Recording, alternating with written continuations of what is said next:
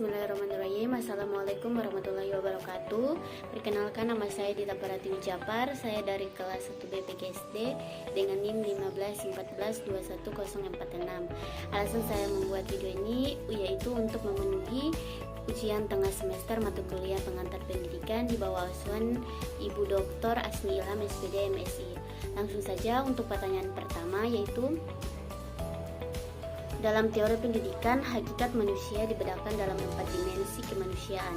Jelaskan implikasi dari keempat dimensi kemanusiaan tersebut dalam pendidikan.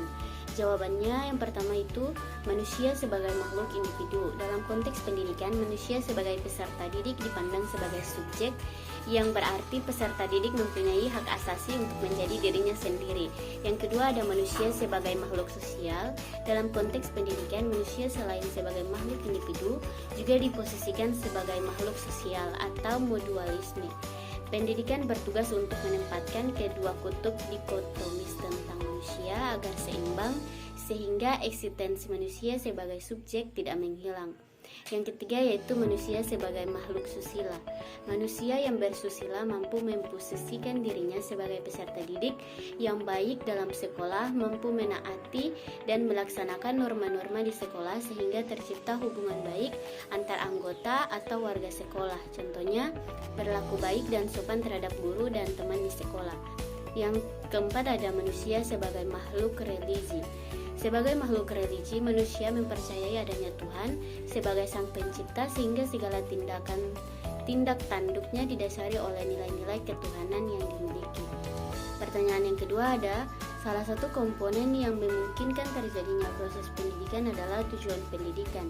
Jelaskan bagaimana hierarki pencapaian tujuan pendidikan nasional. Jawabannya, hierarki tujuan pendidikan nasional, pendidikan itu tidak statis melainkan dinamis. Hal ini untuk meningkatkan perubahan zaman dan ilmu pengetahuan, dan biasanya kurikulum itu berubah setiap 10 tahun sekali. Kurikulum itu sendiri merupakan segala sesuatu yang berkaitan dengan pengorganisasian untuk mencapai tujuan, dan tujuan yang hendak dicapai ini adalah tujuan pendidikan nasional yang berdasarkan GBHN.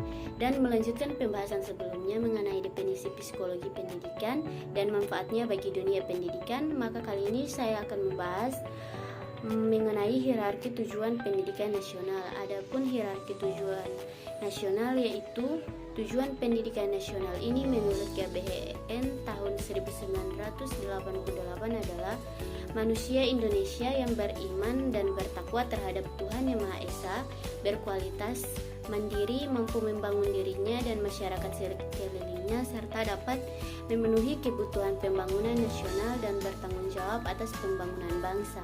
Dan tujuan pendidikan nasional yang baru adalah manusia Indonesia yang beriman dan bertakwa, mandiri dan kreatif, cerdas dan dapat mengembangkan potensi. Yang intinya tujuan pendidikan nasional ini mencakup aspek afeksi, potensi kognitif dan kreatif. Pendidikan itu bermacam-macam, ada pendidikan formal, pendidikan dasar, pendidikan menengah dan pendidikan tinggi, dan ada informal dan formal. Pertanyaan yang ketiga, ada dalam perspektif psikologi pendidikan, peran guru sebagai pendidik dan pengajar amat penting.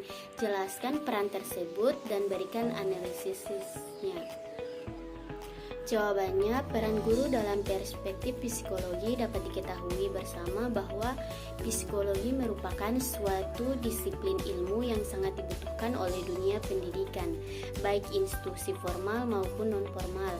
Peran dan pengetahuan psikologi sangat diperlukan bagi pendidik, yaitu untuk mengetahui dan menghadapi peserta didik yang unik dilihat dari segi karakteristik perilaku, kepribadian, sikap, minat, motivasi, pengetahuan,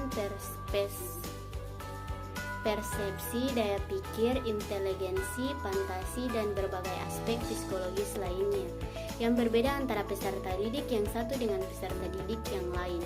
Psikologi perkembangan dan pendidikan sebagai model dasar bagi para calon guru dan para guru dalam melakukan proses pembelajaran kepada peserta didik di kelas, karena substansi ini ialah mencakup kajian tentang latar belakang pentingnya psikologi dalam pendidikan, pengertian psikologi pendidikan dan ruang lingkup psikologi pendidikan, gejala atau aktivitas umum, jiwa manusia, kepribadian, inteligensi, dan bakat peserta didik, perkembangan anak dan perkembangan remaja sebagai subjek didik, belajar dan permasalahannya, teori belajar, interaksi belajar mengajar di kelas dan permasalahannya, keterkaitan perilaku guru terhadap dinamika kelas, pembinaan disiplin di dalam kelas, motivasi belajar, dan permasalahannya strategi belajar mengajar manajemen kelas untuk interaksi belajar mengajar dari masalah-masalah khusus dalam pendidikan dan pengajaran.